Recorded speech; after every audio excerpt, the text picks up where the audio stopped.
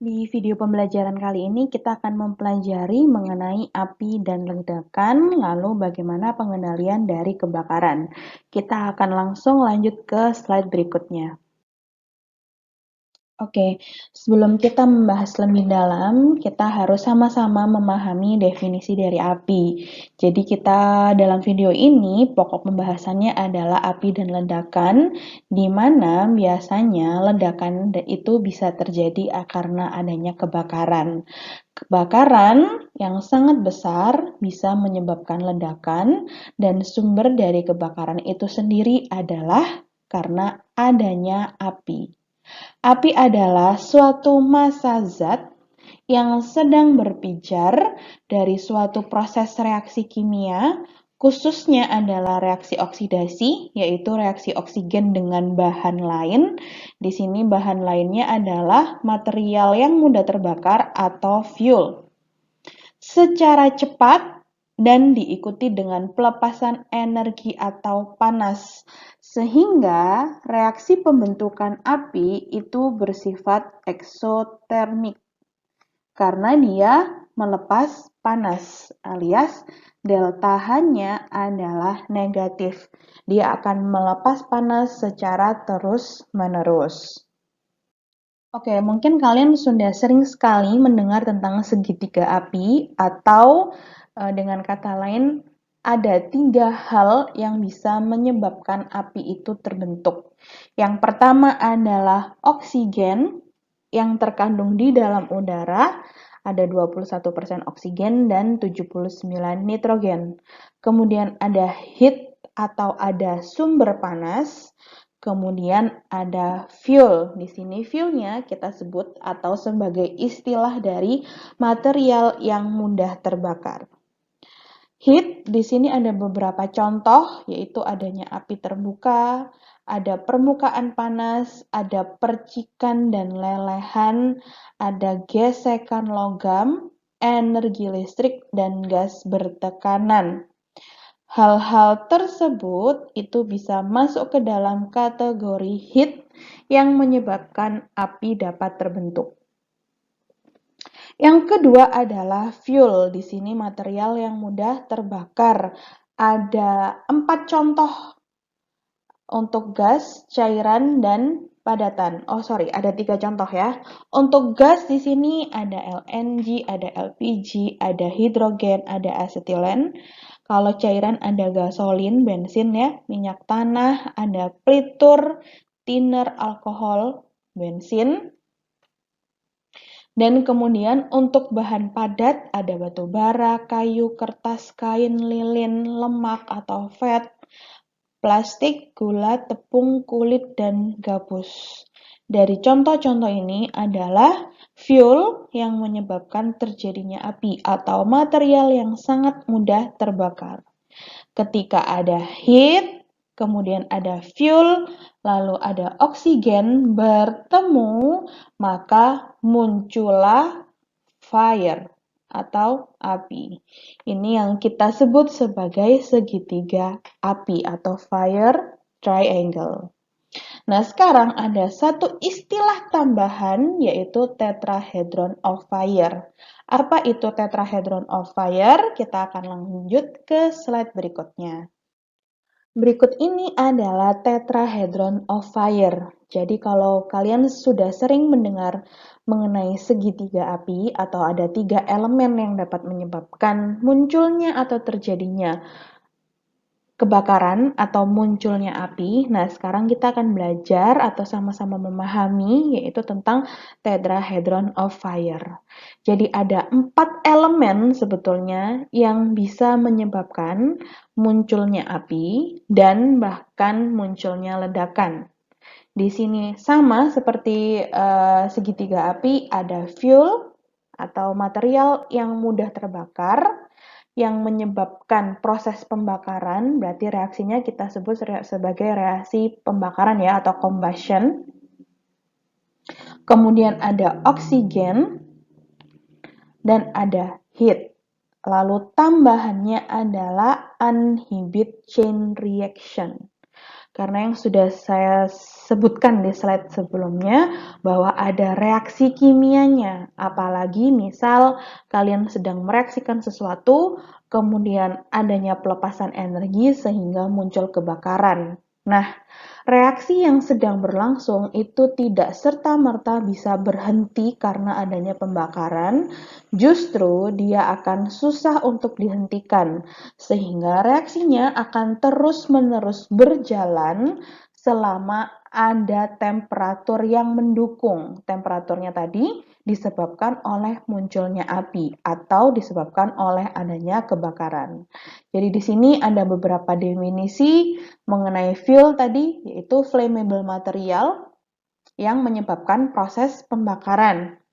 Ketika fuel dipanaskan terus-menerus sampai mencapai flash point-nya, kemudian fuel tersebut akan masuk ke dalam fase gasnya dan merilis vapor pressure. Hal tersebut dapat memicu terjadinya kebakaran atau munculnya api. Nah, di sini heat energi itu bisa memberikan dorongan untuk munculnya api dan juga bisa dihasilkan dari munculnya api. Karena yang tadi sudah saya sempat sampaikan bahwa terjadi reaksi eksotermis, jadi adanya rilis atau pelepasan energi. Di sini dituliskan heat energy is produced during combustion because the reaction is isothermic. Jadi ada pelepasan energi. Sehingga karena energi terus-menerus disuplai, ya, ada suatu sistem energinya secara terus-menerus disuplai, maka sistem ini akan terus-menerus berjalan. Di sini disebut sebagai self-perpetuating. Oke, jadi karena adanya suplai energi terus-menerus, maka sistemnya akan secara terus-menerus berjalan. Kemudian oksigen di sini support untuk adanya reaksi oksidasi yang menyebabkan proses pembakaran. Diingat-ingat lagi bahwa reaksi combustion itu selalu membutuhkan O2, nanti hasilnya adalah CO2 sebagai sebagai produk dari reaksi combustion atau pembakaran atau reaksi oksidasi. Dan elemen yang keempat adalah unheavy chain reaction. Seperti yang sudah saya jelaskan tadi, karena ada heat yang constantly diproduksi, lalu ada panas yang akan terus-menerus muncul dan ada di sekitar reaksi, maka reaksinya akan secara terus-menerus berlangsung dan tidak bisa serta-merta kita hentikan. Ini adalah tetrahedron of fire yang bisa menyebabkan fire atau api atau kebakaran dan bisa memunculkan suatu ledakan. Baik, berikut ini adalah jenis-jenis api. Jadi api itu memiliki beberapa jenis. Yang pertama akan digolongkan berdasarkan fenomena yang terbentuk. Oke. Di sini ada 3 jenis api berdasarkan fenomena yang terbentuk. Yang pertama adalah fireballs, yang kedua adalah pool fire, dan yang ketiga adalah jet fire. Kalau fireballs itu nyala apinya spontan dari pelepasan uap atau fluida 2 fase. Terjadi pada cairan yang mudah terbakar, memiliki titik didih yang tinggi, dan kemungkinan cairan tersebut disimpan dalam kondisi yang ekstrim. Mungkin bisa disimpan di suhu lingkungan yang sangat tinggi. Kemudian daya hancur apinya relatif tinggi dan durasi nyala apinya sangat singkat. Yang kedua adalah pool fire. Di sini kalau pool fire, cairan mudah terbakar tumpah ke permukaan sehingga membentuk suatu kolam. Makanya kita sebut sebagai pool fire. Atau cairan mudah terbakar yang ada pada sebuah tangki atau wadah. Jadi ada cairan yang tumpah membentuk kolam atau cairan yang ada di dalam wadah, kemudian cairan tersebut terbakar karena adanya pemantik itu tadi. Yang ketiga adalah jet fire. Di sini Jet fire itu adalah terbakarnya gas yang keluar dari pipa atau pada point of exit dari aliran pipa. Jet fire itu sering terjadi di industri, baik secara sengaja atau tidak. Kalau tidak sengaja berarti namanya kecelakaan kerja ya. Maka kalau sengaja berarti proses tersebut atau jet fire tersebut itu dibutuhkan dalam proses industri. Contohnya ketika jet fire dibutuhkan itu untuk flare system atau pada burner. Itu adalah 3 jenis api berdasarkan fenomena yang terbentuk. Oke, berikutnya adalah jenis api berdasarkan material penyebab terbentuknya api. Dibagi menjadi 6 kategori berdasarkan kelasnya. Yang pertama adalah kelas A. Di sini berarti materialnya itu contohnya adalah plastik, karet, bahan tekstil, kayu, kertas, dan bahan berbasis karbon. Pembakarannya terjadi akibat meningkatnya temperatur sampai melebihi ignition point dari combustible material dalam kondisi tersedianya oksigen dan berlangsungnya reaksi oksidasi. Kelas yang kedua adalah kelas B.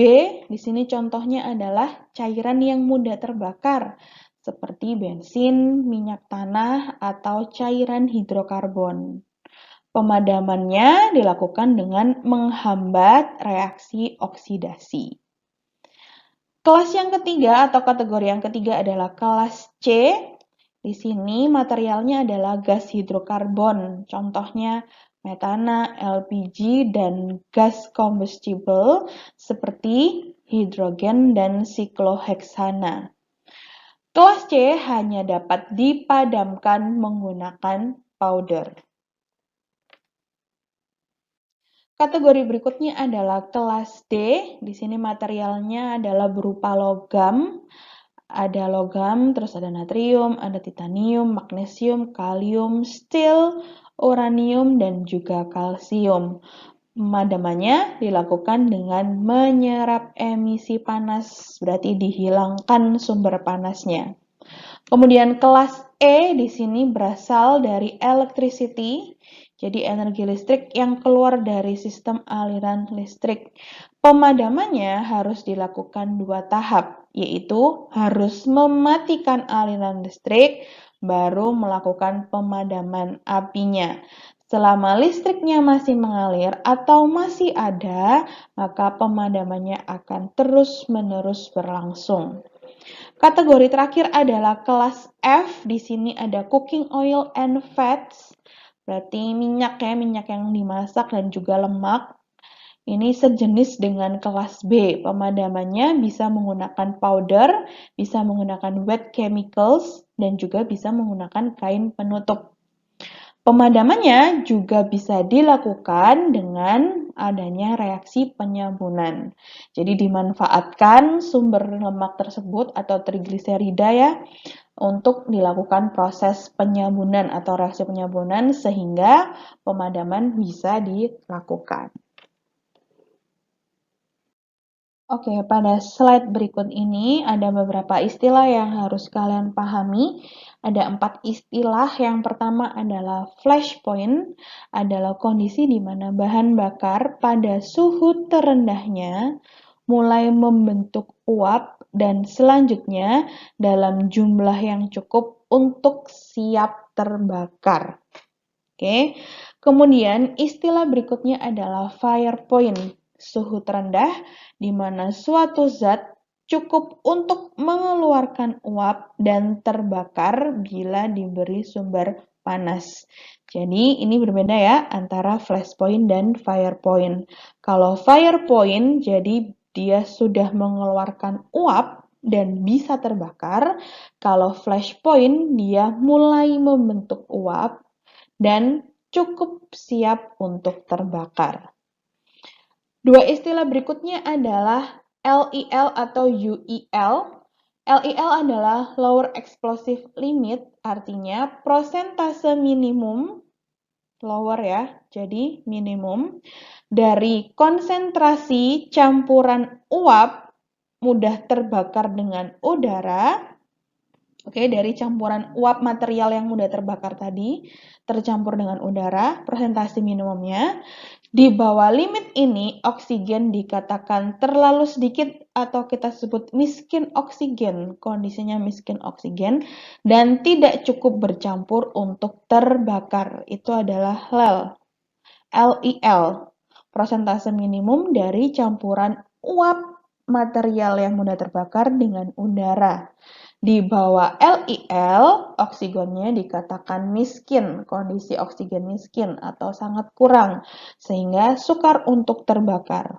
Istilah yang kedua, lawannya LEL adalah UEL, Upper Explosive Limit, prosentase maksimum dari campuran uap yang mudah terbakar tadi dengan udara. Di atas limit ini, oksigen dikatakan terlalu kaya dan tidak dapat terbakar. Jadi kalau ada sebuah bar, maka ini adalah LEL dan ini adalah UEL. Di bawahnya LEL, O2-nya terlalu sedikit sehingga dia tidak bisa terbakar. Di atas UEL, O2-nya too much, terlalu banyak, dan dia juga tidak bisa terbakar. Maka akan terjadi proses pembakaran atau api bisa terbentuk jika berada di antara LEL dan UEL. Di sini O2-nya cukup, bisa terjadi proses pembakaran. Oke, tadi ada istilah UEL dan LEL. Ini adalah lower, ini adalah upper. LEL dan UEL ini dimiliki oleh setiap bahan dan angkanya berbeda-beda. Kita akan lihat di sini ada gas metan, LEL-nya adalah 5% dari total volume udara, dan UEL-nya adalah 17. Kurang dari 5%, maka tidak akan terjadi pembakaran. Lebih dari 17%, maka juga tidak akan terjadi pembakaran atau tidak akan muncul api. Sehingga explosive range-nya pasti di antara 5% sampai 17%. Di bawah ini tidak bisa, di atas ini tidak bisa. Nah, kemudian berikut ini tabel adalah beberapa standar LEL dan UEL untuk beberapa contoh gas. Ada metan, propan, pentan, butan, heksan, metanol, hidrogen, dan asetilen. Untuk gambar yang di sebelah kanan itu menunjukkan hubungan konsentrasi udara dan konsentrasi dari material yang mudah terbakar tadi. Semuanya harus dalam fase gas. Kalau R-nya 100%, otomatis substansinya atau konsentrasi materialnya 0, karena kita tadi mau mencapai campuran ya. Persentase minimum dan maksimum dari campuran uap material yang mudah terbakar, berarti yang ini, dengan uap udara atau dengan udara. Maka kalau udaranya 100%, katanya kan campuran, berarti uap dari materialnya 0, begitupun sebaliknya. Kalau uap materialnya 100%, berarti udaranya 0% volume. Nah, ini yang saya sebutkan tadi bahwa LEL dan UEL. Kurang dari LEL disebut tadi terlalu miskin, lebih besar dari LEL, mixture-nya too rich, terlalu kaya, sehingga proses terjadinya pembakaran itu berlangsung di range antara LEL dan UEL.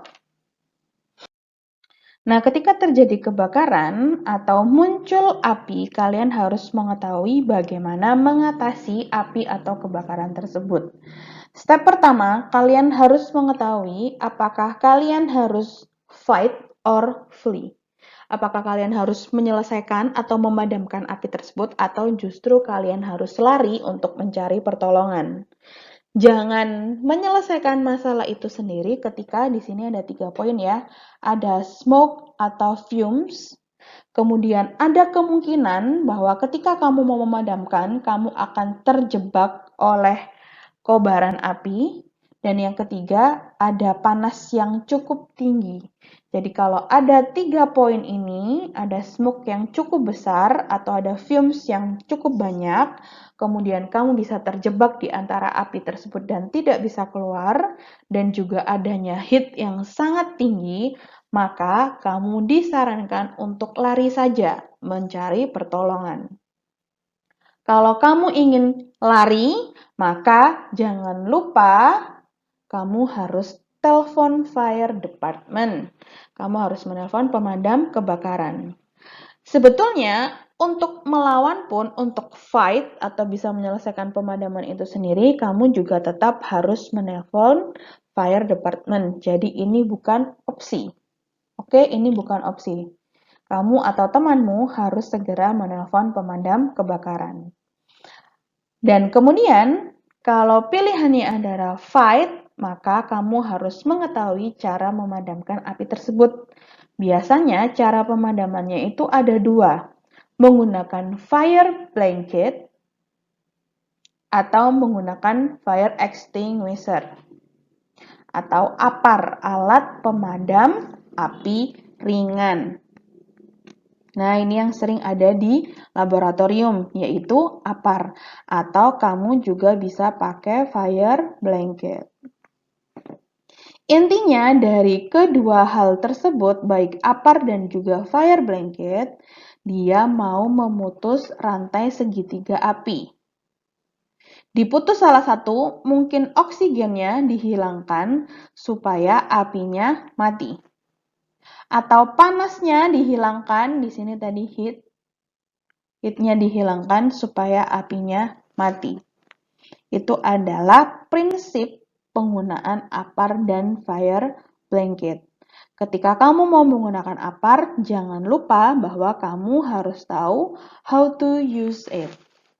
Jadi jangan cuma ada APAR, oke kita akan pakai APAR tanpa kamu mengetahui cara menggunakan APAR tersebut. Nah, untuk APAR atau alat pemadam api ringan akan saya bahas di slide berikutnya.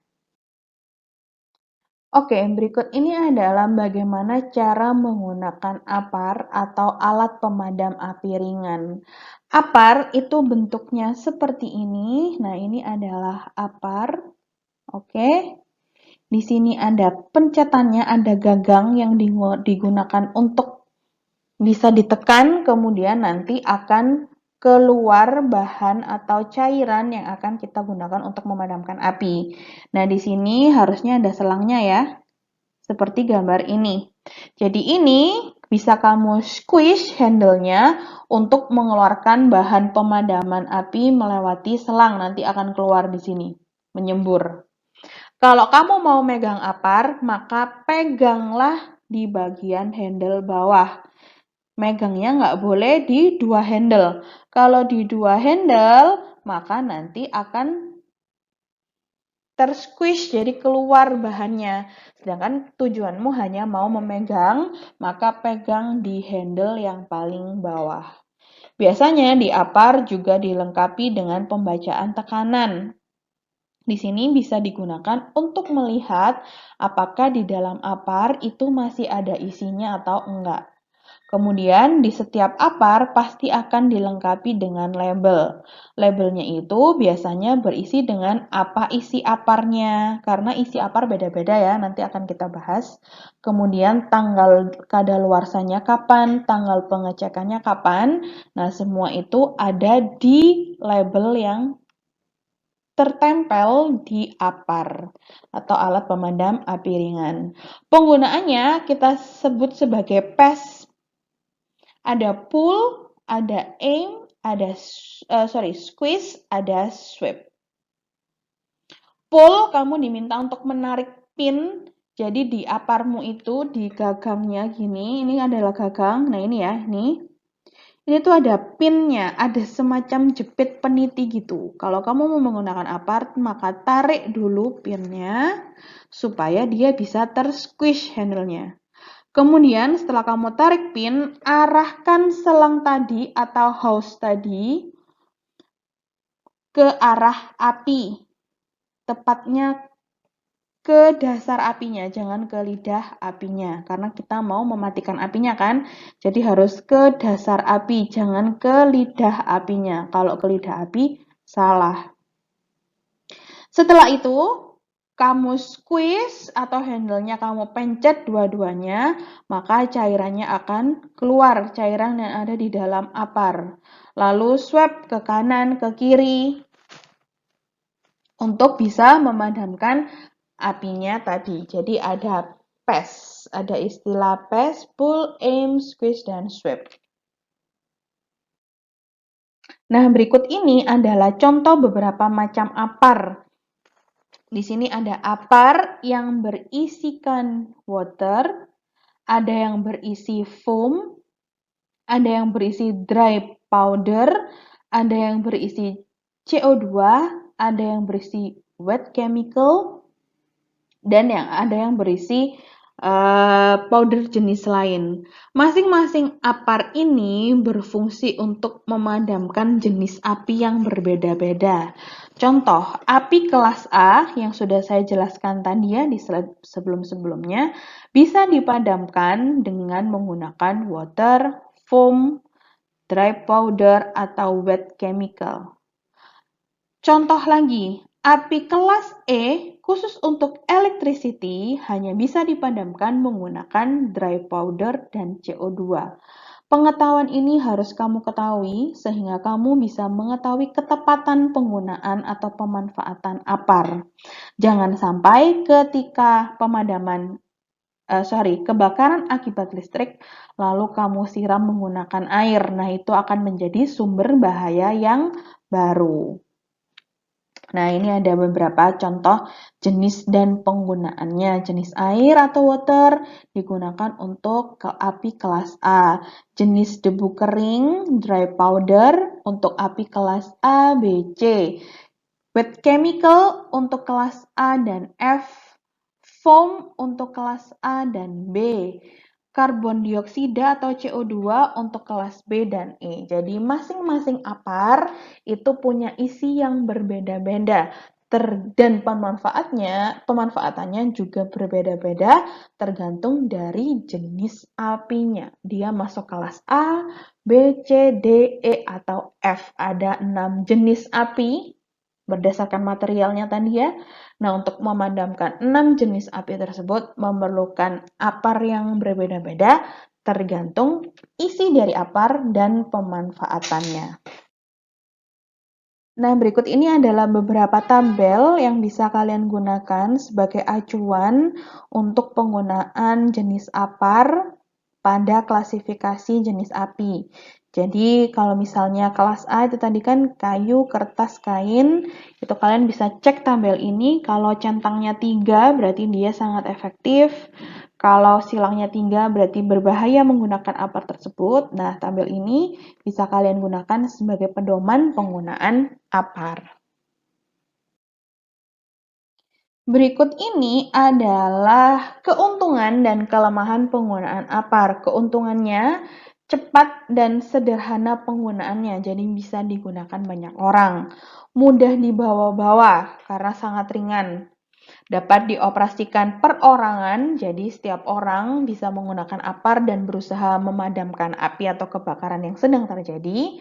Dan dengan membawa apar, karena tadi dia mudah dibawa, tidak terlalu berat, sehingga mudah sekali untuk mendekati daerah yang berbahaya. Kelemahannya adalah waktu pemakaiannya terbatas. Kalau isi aparnya habis, ya aparnya harus diisi ulang dan tidak bisa digunakan otomatis karena isinya nggak ada. Jadi kalau aparnya kosong, itu bukan berarti aparnya dibuang begitu saja. Biasanya akan dilakukan perawatan, kemudian akan diisi ulang aparnya. Dan daya tembus dan daya jangkaunya pendek sehingga kita harus cukup dekat dengan sumber apinya untuk proses pemadaman. Nah, itu cukup berbahaya. Dan juga karena daya tembusnya pendek, maka keandalannya juga terbatas.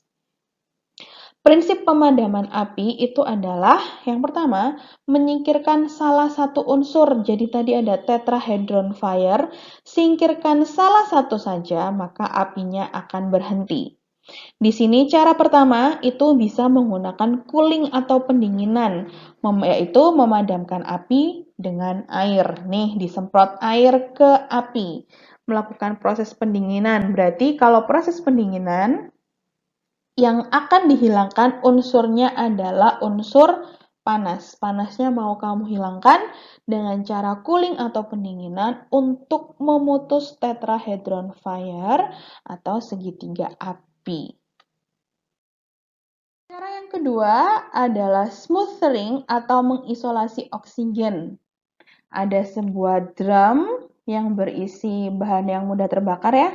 Kemudian dia kebakar.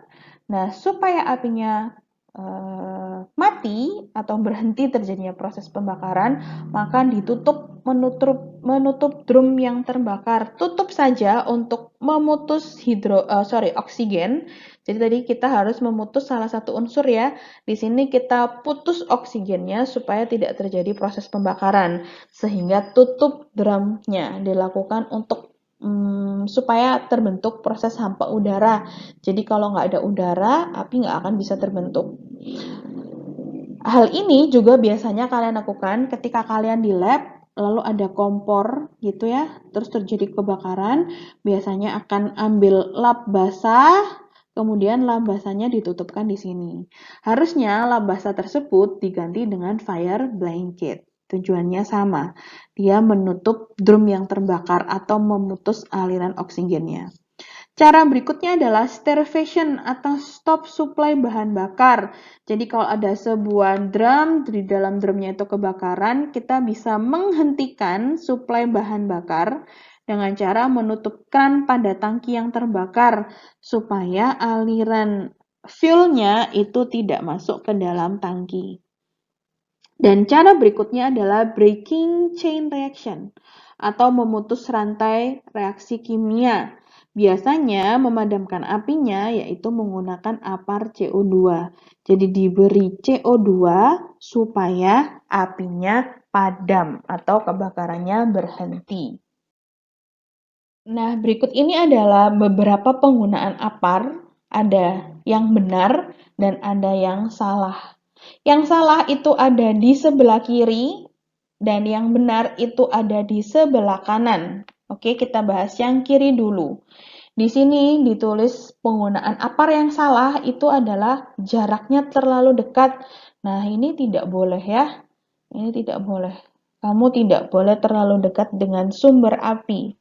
Bayangkan saja jika terlalu dekat, kemudian arah mata anginnya berubah, arah anginnya berubah. Kalau ini kan anginnya ke sana, ke kiri. Sini ya anginnya. Kemudian suatu saat karena terlalu dekat, kemudian arah anginnya berubah ke kanan, maka kamu akan langsung terlahap api, sehingga jaraknya tidak boleh terlalu dekat. Lalu yang berikutnya, yang salah yaitu dari penggunaan apar, melawan arah angin yang sudah saya sebutkan tadi. Apinya ke kanan, kamunya ada di kanan, maka nanti kamu akan terlahap apinya. Jadi, jangan melawan arah angin untuk menggunakan apar atau mematikan api. Yang berikutnya adalah penggunaan aparnya ke lidah api. Nah, itu salah. Mematikan api atau memadamkan kebakaran, semprotkan apar atau arahkan selang hose tadi dari apar itu ke sumber apinya. Nah, ini adalah sumber api. Kalau ke lidah apinya itu adalah cara yang salah. Maka apinya tidak akan pernah berhenti atau tidak akan padam. Nah, cara yang benar adalah yang pertama kamu harus mengikuti arah angin. Lalu, gunakan sudut 30 sampai 60 derajat Celcius. Cara ngukurnya cukup mudah, cepat aja. Jadi kalau siku-siku adalah 90, maka setengahnya kita bisa anggap itu adalah sudut yang terbaik untuk mematikan api. Dan yang ketiga adalah semprotkan atau arahkan apar ke sumber dasar api. Jangan ke lidah api. Nah, ke bawah ya, jangan ke atasnya.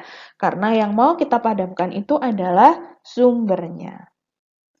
Oke, di sini adalah sarana proteksi kebakaran dibagi menjadi dua macam. Kita sebut sebagai sarana yang aktif dan sarana yang pasif. Aktif di sini sarana proteksi kebakaran aktif berupa alat ataupun instalasi yang disiapkan untuk mendeteksi atau memadamkan kebakaran. Contohnya adalah mendeteksi berarti ada detektor asap. Jadi kalau detektornya mengidentifikasi ada asap, maka dia akan langsung menghidupkan alarmnya. Dia di sini mendeteksi asap, api, dan juga panas. Kemudian alarm kebakaran otomatis maupun manual. Nah ini ya, ada di sebelah sini. Ini adalah fire alarm, bisa secara otomatis atau bisa manual. Kalau manual berarti kamu tekan ini. Simbol yang ada di tengah, kamu tekan supaya alarmnya bunyi. Yang ketiga adalah APAR, jadi APAR itu masuk sarana proteksi aktif. Yang keempat adalah sistem hidran, ini untuk suplai air ya, jika ada kebakaran, kamu bisa langsung ke hidran, kemudian mengalirkan air dari hidran untuk mematikan api atau kebakaran, memadamkan kebakarannya. Dan yang kelima adalah sistem sprinkler. Nah ini, jadi di sini dia ada deteksi sih sebetulnya. Jadi ketika deteksinya itu mencapai suhu tertentu, maka dia akan langsung mengalirkan air dari atas kayak shower gitu untuk memadamkan apinya. Jadi dia ini si sprinkler ini terhubung dengan aliran air atau suatu pipa yang terhubung dengan air. Nah, kalau tadi adalah sarana proteksi aktif, sekarang adalah sarana proteksi pasif. Di sini sarana proteksi kebakaran pasif bisa berupa alat, sarana, atau metode pengendalian asap, panas, maupun gas berbahaya apabila terjadi kebakaran. Contohnya adalah sistem kompartementasi atau pemisahan bangunan resiko kebakaran tinggi. Jadi bangunan-bangunan yang memiliki resiko kebakaran yang tinggi mungkin di dalamnya melakukan proses-proses yang bisa mempercepat kebakaran, nah itu dipisahkan dari gedung-gedung yang lain atau dari bangunan yang lain. Yang kedua adalah sarana evakuasi dan alat bantu evakuasi. Contohnya seperti emergency exit atau assembly point, titik kumpul, kemudian tangga darurat, itu masuk ke dalam sarana evakuasi dan alat bantu evakuasi. Yang ketiga, sarana dan sistem pengendali asap dan air. Di sini ada fire damper, smoke damper, dan fire stopping. Yang ketiga adalah bisa memunculkan atau menggunakan sarana pelambat api. Itu tadi adalah contoh-contoh dari sarana proteksi aktif maupun pasif. Oke, kalau tadi kita sudah membahas tentang api atau kebakaran, sekarang kita akan sedikit membahas mengenai ledakan. Jadi ledakan itu bisa bersumber dari adanya kebakaran. Ledakan sendiri adalah letupan dari suatu kontainer atau wadah akibat adanya tekanan internal dari deflagrasi atau detonasi. Jenis ledakan dibagi menjadi tiga. Yang pertama berdasarkan mekanisme kejadian, ada ledakan kimia, dan ada ledakan mekanik. Ledakan kimia disebabkan karena pemanasan termal dari reaksi dan perubahan dalam mol reaksi. Ledakan mekanik tidak ada reaksi, energinya berasal dari kandungan energi dalam bahan itu sendiri. Contoh, ledakan tangki gas bertekanan tinggi. Jadi ada tekanan yang sangat tinggi, kemudian bahannya juga sudah memuat energi sendiri, muncullah sebuah ledakan. Berdasarkan cepat rambat ledakan, di sini ada detonasi dan ada deflagrasi. Kalau detonasi, efek ledakan terjadi sebelum terdengar bunyi. Kalau deflagrasi, efek ledakan terjadi setelah terdengar bunyi. Jadi ada bunyi boom dulu, kemudian terjadi ledakan. Sebaliknya kalau detonasi, ledakannya sudah ada, kemudian baru muncul bunyi. Jenis yang ketiga akan kita bahas di slide berikutnya. Oke, jenis ledakan yang ketiga adalah berdasar letak kejadiannya. Di sini ada ledakan yang terjadi pada vessel atau gedung di ruang tertutup ya, atau ruang terbatas, confined area. Kemudian partially confined terjadi di luar vessel, tapi di daerah tertutup, jadi ada di dalam gedung. Lalu kemudian ledakan terjadi di udara terbuka, dan bisa juga di vapor cloud explosion, pelepasan mendadak sejumlah besar uap dari bahan yang mudah terbakar. Nah, vapor cloud explosion ini biasanya disebut dengan FCE. Ini merupakan ledakan yang paling berbahaya dan bersifat merusak. Nah, itu tadi adalah sedikit penjelasan tentang ledakan. Yang umumnya sih biasanya kalian cukup memahami mengenai api dan kebakaran. Nah, untuk sekarang saya tambahkan sedikit mengenai ledakan. Berikut ini adalah beberapa APD atau personal protective equipment yang biasanya digunakan dalam melakukan proses pemadaman kebakaran atau proses ledakan ya. Biasanya menggunakan helmet, ada gas mask, ada outer shell, thermal layer, dan moisture barrier. Juga biasanya menggunakan SCBA untuk proses bernafas. Kalau asap atau smoke-nya sangat besar, mereka harus menggunakan SCBA. SCBA ini sudah pernah saya bahas di menu bab APD. Nanti kalian bisa cek SCBA itu apa. Nah, sedikit untuk kalian tahu bahwa 80% material PPE untuk proses pemadaman dan untuk proses ledakan itu menggunakan petrochemical. Nah, ini mungkin ada sedikit ide baru bagaimana kalau kalian membuat PPE tidak menggunakan bahan petrochemical atau menggunakan bahan yang lebih ramah lingkungan. Apakah hal tersebut bisa kalian wujudkan? Nah, itu bisa kalian coba tuangkan ide-ide tersebut di penelitian skripsi kalian masing-masing.